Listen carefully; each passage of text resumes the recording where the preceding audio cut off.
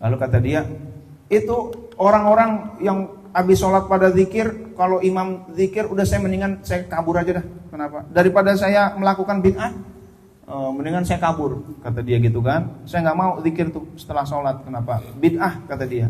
Udah selesai, diam-diam aja. Iya. Pas sudah selesai, saya tanya, tadi itu guru agama bukan? Bukan. Guru apa? Guru olahraga, gitu ya. Hakikat zikir itu komunikasi qalbu kita dengan Allah. Nah, maka kalau qalbu kita belum merasa berkomunikasi, zikirnya belum hakiki.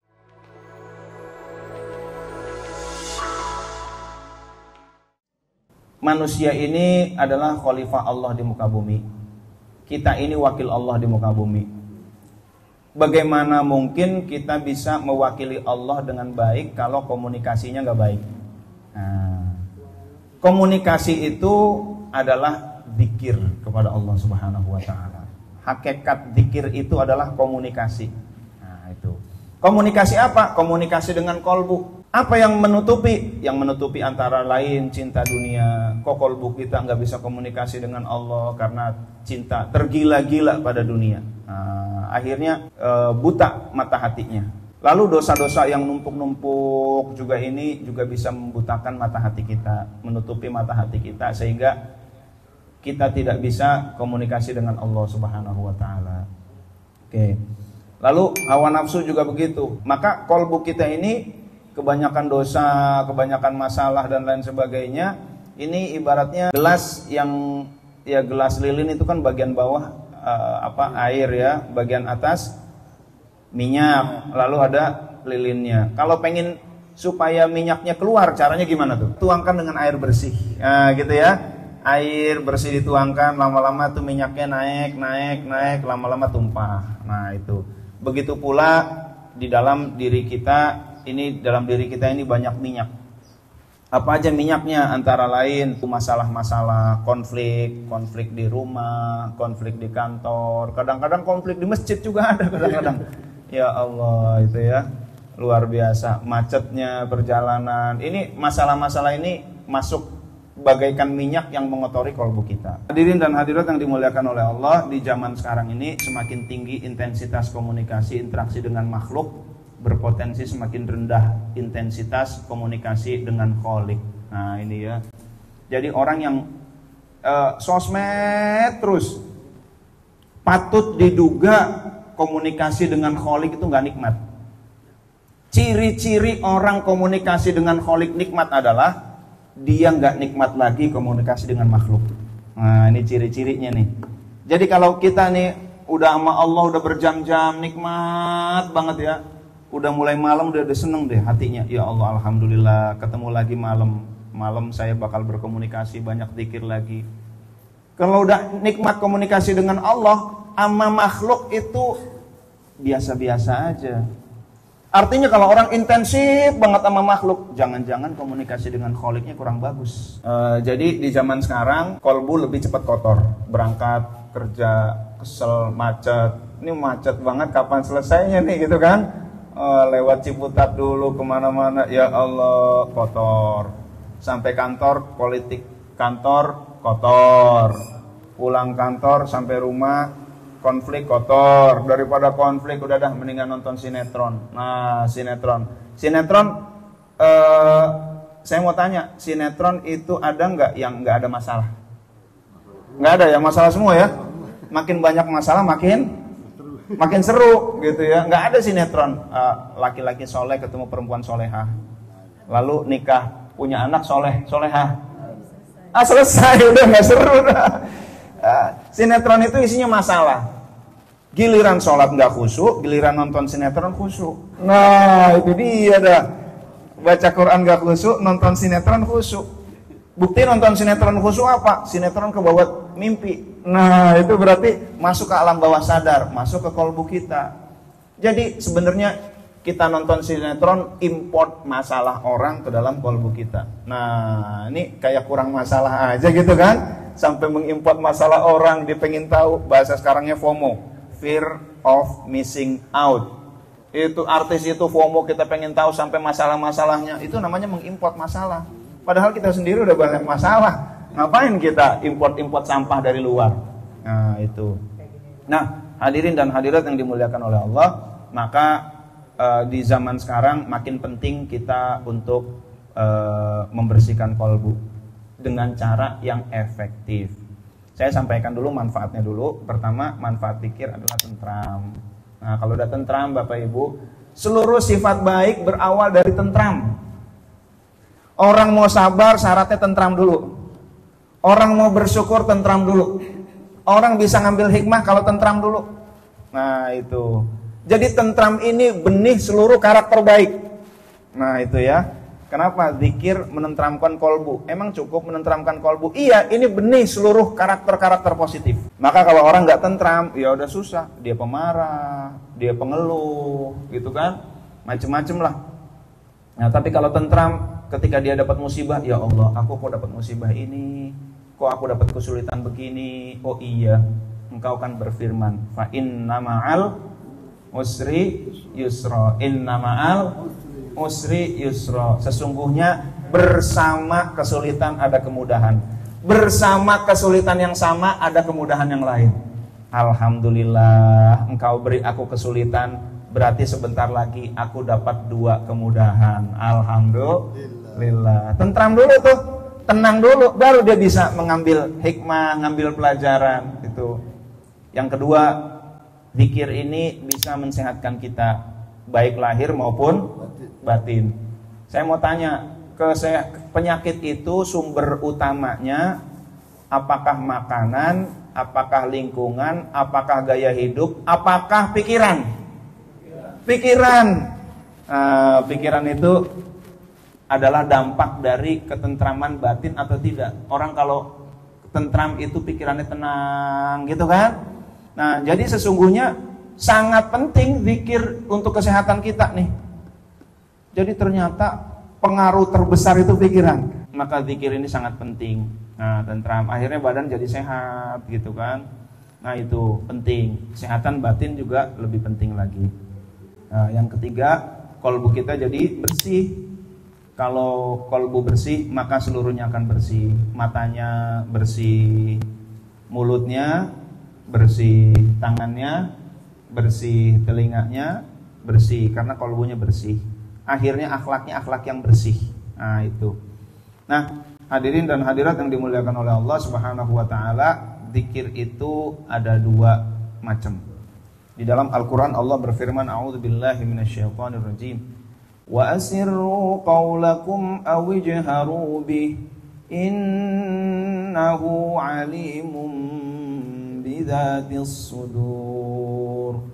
Wa asirru, dan sirkan, rahasiakan, khofikan, samarkan, qaulakum, ucapanmu, zikir-zikirmu, awijharu, atau nyatakan ia, jelaskan ia, eksplisitkan ia, eksplisitkan zikir, nyatakan zikir. Innahu alimum bidzatis sudur. Sesungguhnya Allah Maha mengetahui apa yang ada di dalam dada kita, baik kita sirkan maupun jahrikan, rahasiakan maupun nyatakan, Allah Maha tahu. Nah itu. Hadirin dan hadirat yang dimuliakan oleh Allah, berdasarkan ayat ini surah Al-Mulk ayat 13, maka zikir ada 2, zikir yang sir, zikir yang jahri. Nah itu ya. Sirri itu rahasia, maka ada nikah yang rahasia disebut nikah sirri. Nah itu. Zikir juga begitu. Bahasa lain sirri itu khofi. Bahasa lainnya gampangnya begitulah, biar klasifikasinya nggak usah kebanyakan. 2 aja. Ada zikir sirri atau khofi, ada zikir jahri. Karena memang zikir sendiri secara bahasa itu artinya 2. Pertama, zikir yang berarti menyebut. Menyebut apa? Menyebut nama zat, nama Tuhan, Allah, Allah. Nah, menyebut ya. Lalu menyebut sifat-sifat. Nah, dalam Asmaul Husna, Ar-Rahmanur Rahimul Malikul Qudusus Salamul Mu'minul Muhaiminul Azizul Jabbar. Nah itu ya, sifat-sifat. Nah, Sebut apa lagi? Martabat-martabat lain, zikir-zikir lain. Subhanallah, walhamdulillah, wala ilaha illallah, wallahu akbar. Nah, sebut ayat-ayat, apakah surat-surat Al-Quran, begitu kan? Bismillahirrahmanirrahim. Yasin wal Qur'anil Hakim. Innaka laminal mursalin ala siratim mustaqim. Itu namanya zikir tuh. Nah, zikirnya pakai lisan, pakai mulut. Itu disebut zikir jahri. Tapi ada yang kedua, ada zikir yang artinya mengingat, mengenang, merasakan, menyadari. Nah, zikir ini zikir yang pakai kolbu, disebut juga dengan zikir sirri. Nah, di antara dua jenis zikir ini mana yang hakiki? Inilah yang hakiki. Nah, itu. Kalau zikir jahri ini bukan zikir yang hakiki. Hakikat zikir itu komunikasi kolbu kita dengan Allah. Nah, maka kalau kolbu kita belum merasa berkomunikasi, zikirnya belum hakiki. Nenek-nenek di musola di kampung, habis azan nunggu qomat, lalu ustadznya belum datang. Nenek-nenek itu istighfar, Astaghfirullahaladzim. Lihat jam, ini lagi masak nasi nih, gitu. Waduh, ustadznya belum datang, imam. Dia sambil istighfar, li wali walidaya wali jami'il muslimin. Wah, itu kira-kira istighfar daerah mana tuh? Jawa ya. Ada gongnya juga gitu kan. Dia sambil istighfar, astagfirullah. Lihat jam, aduh gitu kan. Mana nih ustadznya, imamnya belum datang gitu kan. Mulutnya istighfar, kalbunya minta ampun gak? Wallahu a'lam ya. Tapi kalau kalbunya gak minta ampun, hakikatnya belum istighfar dia. Nah itu. Istighfar ini kayak saya habis salah sama Pak Haji Habib. Habis salah, Pak Haji, saya minta maaf ya Pak Haji ya, gitu kan. Datang ke Pak Haji Habib, saya pengen minjem duit. Pak Haji, minjem duit dong, gitu kan. Kira-kira seneng gak Pak Haji? Gak seneng lah, dia ngomong sambil melengos. Itu kira-kira sopan gak kira-kira? Gak sopan. Istighfar begini baik gak? Ini istighfar yang perlu diistighfari. Kita minta sama Allah sambil melengos. Minta sama presiden aja gak boleh sambil melengos. Ini minta sama Sang Maha Kuasa sambil melengos. Ya Allah, itu ya. Padahal secara lisan, secara fisik, secara nyata, nenek tadi zikir nggak? Zikir. Tapi zikirnya kalau baru lisan saja, ini belum hakiki. Nah, maka zikir yang hakiki itu zikir yang melibatkan kolbu kita. Selama kolbu kita tidak dilibatkan, maka zikir ini tidak bisa membersihkan kolbu. Mau zikirnya 1000, mau 10.000, 100.000, tapi kolbu nggak dilibatkan, kolbu nggak bersih-bersih juga. Nuang air, ada gelas. Wah, saya tuangnya asal-asalan. Mau 1 ember, kalau nggak masuk, ini nggak bisa membersihkan di dalamnya ini, membersihkan gelas lilin tadi. Begitu pula zikir mau 1000, 10.000, kalau nggak masuk ke dalam kolbu, nggak bisa membersihkan kolbu. Nah itu, Ustadz saya udah zikir banyak, tapi kok kolbu kotor-kotor juga ya, masih gampang marah, masih gampang dengki, masih nggak sabar. Itu kenapa ya? Oh, zikirnya nggak masuk. Saya kan udah zikirnya udah banyak. Iya, yang banyak, tapi yang masuk dikit. Nah gitu kan. Ada ngeluarin mobil, pagi-pagi manasin dulu, lihat akinya dulu. Oh aki, oh gitu, oke. Lalu ambil air aki 1 ember, lalu kita banjur, air akinya banyak nggak tuh? Banyak satu ember, yang masuk banyak apa dikit? Dikit, dibanjur begitu. Tapi ngambil satu botol aqua, pas dibuka, oh di situ dituang, lubang-lubangnya sesuai. Cuman satu botol aqua 600 ml, yang masuk dikit atau banyak? Banyak. Nah jadi zikir itu bukan masalah banyak atau dikit, masuk apa enggak ke kolbu. Nah itu dia. Nah, repotnya zikir banyak tapi nggak masuk. Nah disinilah pentingnya ilmu zikir. Kenapa ini ilmu zikir penting? Tiap khotib itu wasiat terakhirnya apa? Pesan terakhir khotib apa? Wala dzikrullahi akbar, dan sungguh zikir kepada Allah perbuatan paling penting. Tuh, karena zikir ini mencakup seluruh aspek kehidupan kita. Tadi kesehatan ternyata tercakup. Yang hakiki adalah zikir yang khafi. Lalu zikir jahri yang buat apaan kalau begitu? Zikir jahri itu untuk membantu biar zikir khafinya masuk itu. Maka zikir yang mulut, Rasulullah SAW bersabda, jaddidu imanakum, perbaharilah iman kalian. Sahabat bertanya, kaifa nujaddidu imanana, bagaimana kami perbaharui iman kami? Rasul menjawab, aktsiru min qauli la ilaha illallah, perbanyak ucapan la ilaha illallah. Nah itu. Suatu saat Nabi Musa bertanya kepada Allah Subhanahu wa taala tentang zikir ini. Zikir yang lisan, yang dihunjamkan ke dalam qalbu. Pertanyaannya, ya Rabb, wahai Allah, wahai Tuhanku, alimni syai'an adzkuruka bihi wa ad'uka bihi. Ajarkan aku sesuatu yang dengan itu aku berzikir, dengan itu aku berdoa. Allah menjawab, qala ya Musa, wahai Musa, la ilaha illallah. Zikirnya la ilaha illallah. Lalu Musa berkata, qala ya Rabb, kullu ibadika yaqulu hadza. Seluruh hambamu juga mengucapkan itu ya Allah. Allah pun menjawab, qul la ilaha illallah. Katakan la ilaha illallah. Lalu Nabi Musa menjawab, la ilaha illa anta ya Rabb, innama uridu syai'an takhussuni bih. Yang aku inginkan ya Allah, engkau khususkan aku dengan satu hal ya Allah.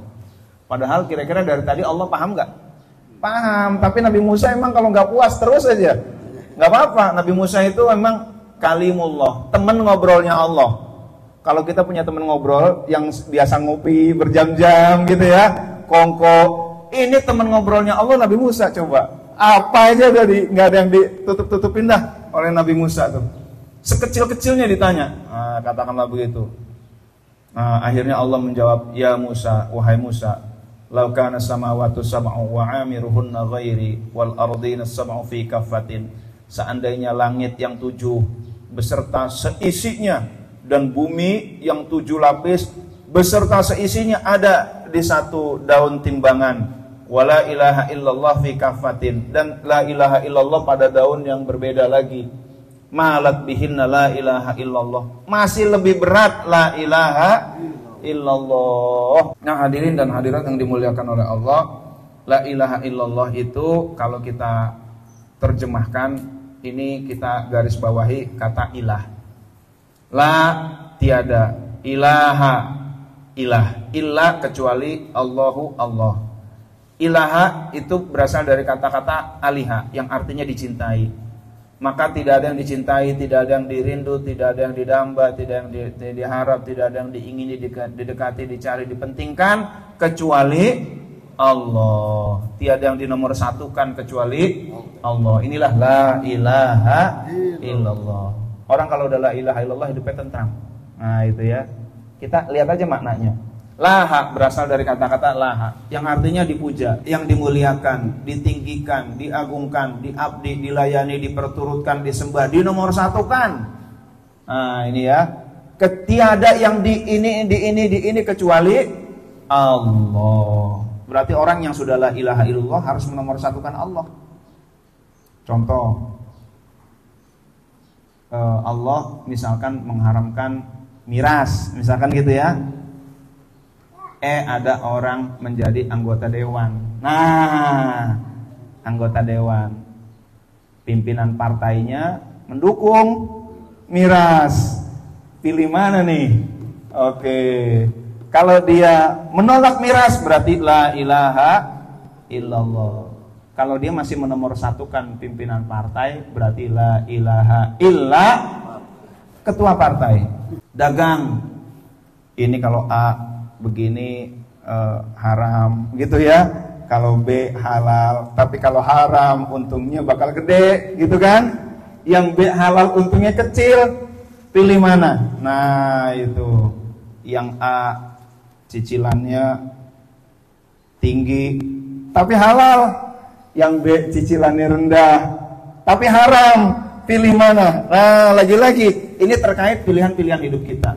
Tidak ada amalan yang lebih membersihkan kolbu daripada la ilaha illallah, daripada zikir.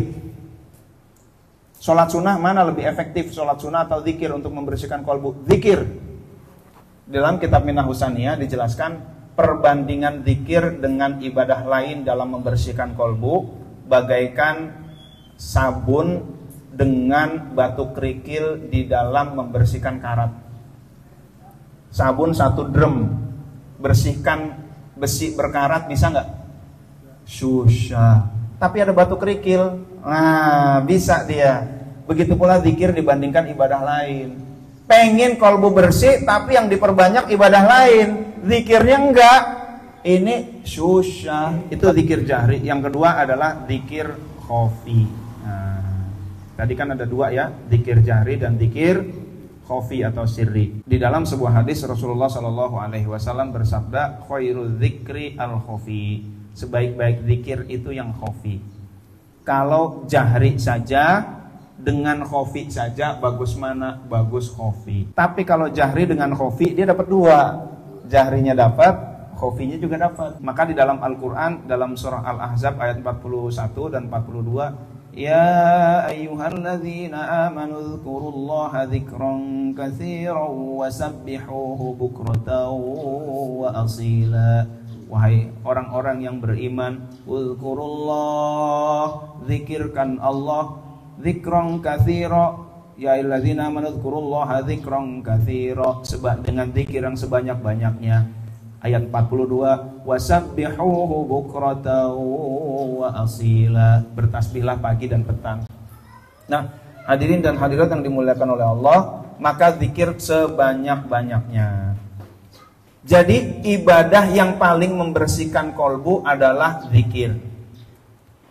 Zikir yang terbaik adalah la ilaha illallah. Jadi maka kesimpulannya, ibadah yang paling bisa membersihkan kolbu, yang paling top, yang paling afdol adalah zikir la ilaha illallah. Nah itu, udah gak ada lagi. Ada nggak yang lebih membersihkan kolbu paling cepat? Nggak ada lagi. Karena Sayyidina Ali bertanya kepada Rasulullah, ya Rasulullah, dullani ala aqrabit turuqi ilallah. Tunjukkan aku jalan paling dekat kepada Allah. Wa ashaliha ala ibadihi, tapi paling mudah. Wa afdaliha ilallah, tetapi paling afdal. Hebat ya Sayyidina Ali ya. Paling dekat, paling mudah, paling afdal.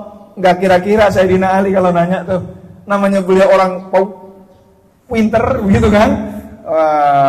Akhirnya dijawab oleh Rasulullah apa? La ilaha illallah. Kata Rasul, hendaklah kamu mendawamkan zikir.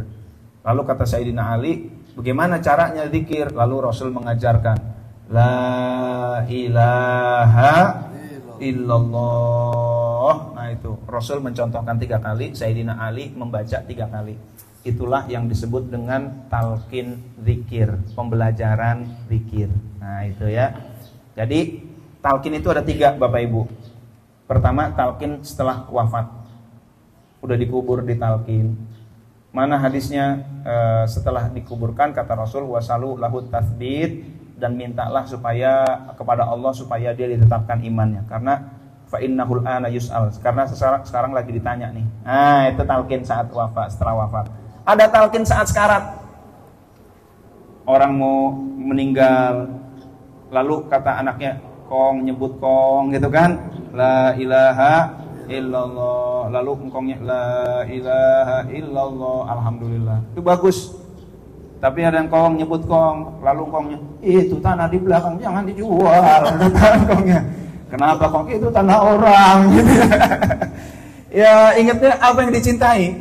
Saat wafat itu, saat sekarat itu ingatnya apa yang dicintai. Karena kolbunya memang terpaut dengan itu. Nah, itu ya. Cintanya tanah, ya udah tanah gitu ya. Yang dipikirin, ya Allah itu berat. Namanya sakaratul maut. Sakarah itu artinya mabuk. Al maut mati, mabuk mati. Yang namanya orang mabuk habis perjalanan Bandung lewat Cipanas begitu kan, wah sampai Tasik, keluar dari bis lalu dia cari got, wah gitu kan, habis itu dia gini aja cari teh manis di meja begini, kelihatannya tenang dia, padahal dalamnya berkecamuk. Itulah mabuk. Jadi mabuk kematian, kelihatannya tenang dia cuman gitu doang. Kelihatannya begitu tuh. Wah, dalamnya Bapak Ibu itu luar biasa berkecamuk. Setan mengganggu yang paling hebat strateginya saat itu. Kata iblis, ini sebentar lagi ini kesempatan terakhir kita nih. Ini mengkafirkan dia. Kalau sebentar lagi dia ini kita nggak ada lagi kesempatan. Ayo lakukan yang terbaik. Masya Allah, segala strategi itu dijalankan oleh setan. Ibarat main bola udah injury time. Kalau dia memerlukan gol, kalau bisa kiper maju, gitu kan? Saat tendangan penjuru kipernya yang paling tinggi biasanya kan. Wah kalau bisa maju tuh, pokoknya ini injury time, waktu yang menyakitkan gitu ya. Kalau memang dia mempertahankan, kalau bisa strikernya ganti dengan yang punya kemampuan untuk bertahan. Nah itu injury time tuh, Masya Allah itu waktu yang paling bisa menyakitkan itu injury time itu. Ini juga saat kita mau meninggal sakarah itu injury time Bapak Ibu. Bahkan godaannya luar biasa yang nggak kita kira. Ada setan yang berubah wujud menjadi manusia, jadi bapaknya. Dia bilang kepada anaknya, Tong, lo kan gue bina dari kecil lo Tong. Udah sekarang ayo ucapkan kalimat kufur ini. Ya Allah, naudzubillah min dzalik. Enggak mempan. Lalu dia berzikir kepada Allah, la ilaha illallah atau Allahu akbar. Begitu kan? Dia lagi melawan tuh. Orang kalau lagi sekarat itu lagi zikir, itu bisa jadi melawan godaan setan yang begitu luar biasa bentuknya. Datang emaknya. Nak, kamu kan aku kandung 9 bulan. Ayo nak, aku ingin satu hal aja nak. Gitu ya Allah. Masya Allah itu yang namanya sakarah itu ya. Sakaratul maut itu. Ya Allah Bapak Ibu, kalau kita baca kitab-kitab sakaratul maut itu godaannya luar biasa. Nah itu Bapak Ibu hadirin dan hadirat yang dimuliakan oleh Allah Subhanahu Wa Taala. Zikir khafi manfaatnya pertama, dia menjadi benteng terakhir ketika sakaratul maut. Yang kedua, apa manfaat zikir khafi? Manfaatnya adalah sholatnya lebih khusyuk. Di dalam surat Thaha ayat 14 Allah berfirman, aqimis sholata li dzikri, dirikan sholat untuk zikir kepadaku. Jadi inti sholat itu zikir. Meskipun fase kalau nggak zikir, hakikatnya dia belum khusyuk. Nah itu ya, Allahu Akbar. Lalu kita kalau di umroh itu, saya mau tanya, yang sholatnya paling tekun secara fisik nih, kira-kira orang Saudi, orang Afrika, India, Turki, apa orang Indonesia? Yang paling tekun kelihatannya sholatnya gitu ya, nggak gerak-gerak gitu kan? Indonesia, Malaysia nih biasanya nih. Udah paling sopan dah gitu kan, orang yang itu kita nggak cerita batin ya, nggak cerita batin. Secara fisik Indonesia paling tekun, kadang-kadang ada sholat Allahu Akbar, handphonenya nggak dimatiin, gitu kan? Orang Indonesia nih, lalu aku yang ngedompret, ini dimatiin gak ya handphonenya? Takut banget batal, takut bergerak orang Indonesia. Lah orang Nigeria ada anak kecil dipinggirin sama dia diangkat gitu kan? Dia maju, ntar maju lagi gitu. Nah, orang Arab Allahu Akbar, alhamdulillahi rabbil alamin. Dia pakai jenggot. Ar-Rahmanir Rahim. Nah, sorban. Maliki yaumiddin. Cubanya. Iyyaka na'budu wa iyyaka nasta'in. Ihdinas siratal mustaqim. Nah, itu ya. Orang Indonesia tekun banget berdua sama orang Malaysia tuh. Orang Melayu itu ya. Tapi Bapak Ibu kita nggak ngerti batinnya kan? Kita nggak ngerti. Bisa jadi yang malah bergerak itu malah lebih khusyuk. Kita nggak ngerti itu. Nah, hakikat kekhusyuan itu orang baru dianggap khusyuk ketika zikir. Ketika lisannya fasih pun kalau kolbunya nggak zikir, sholatnya nggak khusyuk. Nah, apalagi imam-imam misalkan bacanya panjang. Saat dengerin bacaan panjang ngapain tuh kita tuh? Ngelamun, melayang, gitu kan? Mikirin presentasi, mikirin laporan pertanggungjawaban, mikirin masak, gitu kan? Ya Allah, evaluasi, meeting dan lain sebagainya. Bacaan panjang ngapain kita? Ngerti kagak? Misalkan gitu ya. Ya Allah nih imam hafid. Sekali baca beberapa halaman, ya dia mah paham lah kita, gitu kan? Ngapain tuh? Nah, saat itu zikir khafi, Bapak Ibu. Nah, itu. Maka sambil ngapa-ngapain zikir khafi. Maka zikir khafi membantu, zikir khafi ini penentu kekhusyuan. Emang penentu kekhusyuan bukan paham? Bukan. Orang paham belum tentu khusyuk loh. Meskipun pemahaman membantu kekhusyuan. Kalau seluruh orang yang paham sama dengan khusyuk, berarti orang Arab khusyuk semua tuh sholatnya tuh. Ustadz khusyuk semua sholatnya. Santri khusyuk semua sholatnya. Tapi ternyata enggak, bukan masalah paham. Nah, orang paham bisa jadi enggak khusyuk gitu kan. Alam tara kaifa fa'ala rabbuka bi ashabil fil. Tahu enggak yang diperbuat Tuhanmu kepada ashabul fil, tentara gajah? Wah, dia pikir, tentara gajah ya. Luar biasa nih. Akhirnya dia menghayal tuh. Oh iya, mungkin kayak film The Lord of the Ring tuh ada tuh tentara gajah tuh. Itu kuda-kuda cuman digituin doang pakai belalai gitu kan. Orang-orang mana dia tinggi gitu kan. Cuma pakai belalai doang, orang pada porak-poranda. Oh benar, berarti kayak film aku. Akhirnya mikirin film gitu ya. Dia paham, tapi pahamnya nggak mengarahkan kepada kekhusyuan. Kenapa? Pahamnya tidak disertai zikir. Nah, jadi orang yang zikir khafi bisa dia itu insya Allah khusyuk. Penting nih. Udah berapa tahun kita sholat? Nah itu kan. Kalau belum khusyuk, jangan-jangan zikir khafinya masih belum ada. Jadi ternyata zikir itu mencakup seluruh aspek kehidupan. Mau sodako mikir, dulu ada orang nggak, gitu kan? Dia menghadap orang, saya mau sodako nih, saya caleg nih, ayo saya mau ini sodako, wartawan dipanggil, gitu kan? Beli karpet masjid, gagal karpetnya diambil lagi gitu ya. Perbaikan jalan, kayak gagal jalannya dirusak lagi, gitu kan? Emang dia ketika sodako yang dia hadap itu manusia. Kolbunya menghadap manusia. Tapi kalau orang zikir, kolbunya menghadap Allah. Nah, maka sodako yang selamat dari riya. Nah, perjuangan yang selamat dari riya, ikhlas. Orang kalau zikir, amal ibadahnya pada selamat. Nah, itu ya. Inilah pentingnya zikir. Kenapa zikir ini menjadi perbuatan paling penting dan diwasiatkan oleh seluruh khotib yang wasiat terakhir.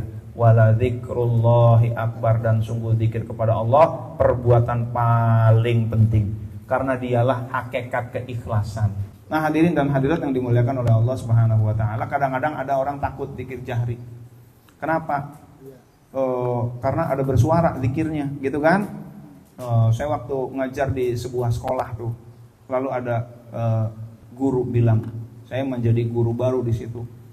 Lalu kata dia, itu orang-orang yang habis sholat pada zikir, kalau imam zikir udah saya mendingan saya kabur aja dah. Kenapa? Daripada saya melakukan bid'ah, mendingan saya kabur, kata dia gitu kan. Saya nggak mau zikir tuh setelah sholat. Kenapa? Bid'ah, kata dia. Udah selesai, diam-diam aja. Iya. Pas sudah selesai, saya tanya, tadi itu guru agama bukan? Bukan. Guru apa? Guru olahraga, gitu ya. Oh, pantesan ngomongnya begitu ya. Ya wajar lah, nggak guru olahraga ya, cerita agama ya udah nggak apa-apa lah. Itulah idza wusidal amru ila ghairi ahlihi fantadhiris saah. Ketika urusan diserahkan kepada bukan ahlinya, tunggu aja kehancurannya. Nah, ada memang yang begitu dan banyak. Nah, kita lihat biasanya dalilnya ini. Tuh, kata dia, surat Al-A'raf ayat 205, kata guru olahraga. Zikirkan Tuhanmu dalam dirimu dengan merendah dan tidak takut tanpa menyatakan suara. Tuh, maka orang yang berzikir suara semua salah. Ya Allah, itu kan mengeneralisir. Kalau bahasa Inggrisnya gebiah uyah. Itu. Padahal ayat 205 ini sebelumnya satu ayat aja sebelumnya, 204. Wa idza quri'al Qur'anu fastami'u lahu wa ansitu la'allakum turhamun. Ketika Quran dibacakan, fastami'u, maka dengarkan, lahu, kepadanya, wa ansitu, dan diamlah, la'allakum turhamun, supaya kamu mendapatkan rahmat. Kalau dibacakan Al-Quran, dengarkan, diam, pasti kamu dapat rahmat. Dan kalau mau zikir juga, padahal Quran lagi dibaca, zikirnya jangan pakai suara. Maksudnya begitu. Zikirkannya dalam hati saja. Mana hadisnya, asbabun nuzulnya? Ada di dalam tafsir Ibnu Katsir. Nah, ini ya. Ada yang pertama, versi pertama, ada yang versi kedua. Yang versi pertama, Rasul membaca, dia ikut baca. Ini mengganggu pendengaran yang lain. Lalu versi yang kedua, ketika Rasul selesai dari sholat jahar, sholat apakah subuh, apakah maghrib, apakah isya, yang ada kiroahnya, ada bacaannya. Lalu Rasul bertanya, ahal qara'a ahadum minkum ma'i anifa. Tadi ada yang membersamai saya ya, ikut baca juga. Sayaqulus sufaha'u minan nasi ma wallahum an qiblatihim allati kanu 'alaiha qul lillahil masyriq wal maghrib. Sahabat kan pada penghafal Quran. Wah, ini ayat baru nih. Ikut baca juga dia. Tapi kan mengganggu stabilitas nasional, gitu kan? Lalu ada sahabat menjawab, "Na'am ya Rasulullah." Iya, kulo ya Rasulullah. Lalu inni aqulu mali unazi'ul Qur'an. Walalau fantahan nas anil qira'ah ma Rasulullah sallallahu alaihi wasallam fiha jahrun fima jahara fihi bil qira'ah min as-shalah hina sami'u dzalika min Rasulullah sallallahu alaihi wasallam. Habis itu sahabat ketika Rasul lagi baca, sahabat enggak lagi ikut membaca. Nah, jadi kembali kepada ayat ini, larangan zikir bersuara adalah ketika dalam kondisi mendengarkan imam sedang membaca Al-Quran. Nah, itu. Jadi dalil itu harus ditempatkan di tempatnya. Jangan digebiah uyah seluruh zikir bersuara salah. Kalau seluruh zikir bersuara salah, orang baca Quran salah. Lalu di Saudi, labbaik Allahumma labbaik, bersuara salah. Itu salah semua tuh orang. Ya Allah, ini namanya gebiah uyah. Memukul rata, mengeneralisir seluruh zikir bersuara salah. Padahal khusus saat menjadi makmum dalam sholat jahar ketika imam sedang membaca Al-Quran. Nah, itu. Ada lagi dibacakan Al-Quran, jangan ngomong, diam nih dalilnya. Akhirnya ketika Jumatan Muammar ngaji, inna hadzal qur'ana yahdi lillati hiya aqwam. Wah, mulai kan? Jumatan, jangan ngomong, ini sedang dibacakan gitu kan? Ada yang begitu. Maka ketika Jumatan udah jam 11 jangan ngomong. Ya Allah. Ada yang pemahaman begitu, tetapi ketika dilihat dari asbabun nuzulnya, larangan ngomong ketika dibacakan Al-Quran itu saat sedang menjadi makmum dalam sholat. Nah, itu kan orang tua mau ngomong sama anaknya, Muammar udah ngaji gitu kan. Akhirnya gak jadi. Nah, tapi tetap ada kebaikannya lah mendengarkan itu ya. Oke, jadi begitu. Ada nggak yang lebih spesifik tentang zikir setelah sholat? Ada. Ibnu Abbas mengabarkan anna raf'as sauti, bahwa meningginya suara bidzikri, dalam zikir, hina yansorifun nas minal maktubah, ketika orang udah selesai dari sholat fardu, kana ala ahdin Nabi sallallahu alaihi wasallam, terjadi di zaman Nabi. Qala Ibnu Abbas berkata, kuntu a'lamu, aku tahu, Idzan sorofu bidzalika, bahwa sholat udah usai, idza sami'tuhu, ketika aku dengar suara zikir. Oh, udah zikir, di situ ada gemuruhnya. Orang-orang pada zikir berjamaah. Oh, berarti sholat udah usai. Nah, itu. Jadi zaman Nabi terjadi yang namanya zikir berjamaah setelah sholat itu ada. Ibnu Abbas mengkabarkan. Inilah enaknya idza kasurul ilmu qalla ingkaruhu. Ketika banyak ilmunya, ingkarnya dikit, nolaknya dikit. Ada orang yang habis sholat pada diem zikir sendiri, nggak apa-apa. Ada juga hadisnya. Ada yang orang habis sholat lalu zikir berjamaah, ada hadisnya. Bahkan zikir berjamaahnya sampai bergemuruh suaranya, ada hadisnya. Nah, orang yang dikit-dikit salah itu biasanya ilmunya dikit. Nah, tapi kalau orang yang ilmunya banyak nggak mudah menyalahkan, karena dia wawasannya luas. Nah, itu salah, bid'ah, musyrik, kafir, murtad. Ini ya. Terus yang benar siapa? Cuman saya doang. Ya, itu dia. Wah, Allah, jangan begitu. Biasanya karena nggak ngerti. Jangan bilang nggak ada hadisnya, belum nemu itu. Atau udah nemu tapi pemahamannya beda. Dia udah baca nih hadis ini, tapi sebenarnya ada, tapi dia cara pandangnya berbeda. Saya nyari mukena, ibu-ibu datang ke Tanah Abang nyari mukena, nggak usah ke Tanah Abang lah, Cipulir gitu ya, pasar Cipulir, nyari mukena warna putih. Banyak gak kira-kira di situ? Banyak ya. Tapi ibu pakai kacamata warna merah. Ketemu nggak? Nggak ketemu. Cipulir kecil, kurang. Tanah Abang blok A, B, C, D, F dan lain sebagainya. Di Tanah Abang nyari mukena putih pakai kacamata merah, ketemu nggak? Nggak ketemu. Yang salah apa nggak ada itu mukena? Ada. Yang salah apanya? Kacamatanya. Lah kalau memandang kelompok-kelompok lain dengan kacamata negatif, nggak ada benernya orang. Itu dengan kacamata negatif, suudzon, itu orang nggak ada benernya. Tanya aja para tokoh politik, tanyanya ke hater. Tanya Anies, gimana menurut ente tentang Anies? Nggak ada prestasinya tuh Anies. Nah gitu, nanyanya ke hater, gitu ya. Tapi kalau kepada follower, kepada subscriber gitu ya, itu banyak. Begitu pula tokoh yang lain, bagaimana menurut ente yang itu tokoh siapa? Apakah Ganjar, apakah Prabowo? Gimana? Nggak ada, ya kan nanyanya ke hater, nggak bakal bener. Nah begitu pula hadis ada nggak? Hadisnya ada. Udah pernah baca? Pernah. Tapi cara pandangnya, cara pandang negatif, nggak ketemu. Itulah yang dilakukan oleh Pak Kiai Wafiuddin dulu awal-awal kita pusing dengar ceramahnya beliau tuh.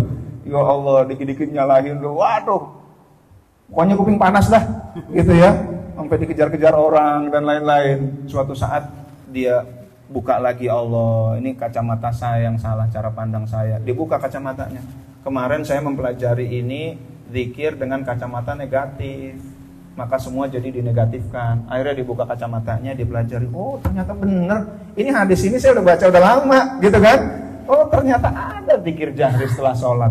Saya selama ini kacamatanya kacamata negatif. Nah itulah Bapak Ibu hadirin dan hadirat yang dimuliakan oleh Allah. Jadi yang zikirnya sendiri-sendiri monggo. Yang zikirnya barangkali sibuk, Allahumma lantas jalan monggo. Barangkali mau zikirnya di rumah gitu ya. Yang zikir berjamaah pakai suara, monggo, semua ada dalilnya.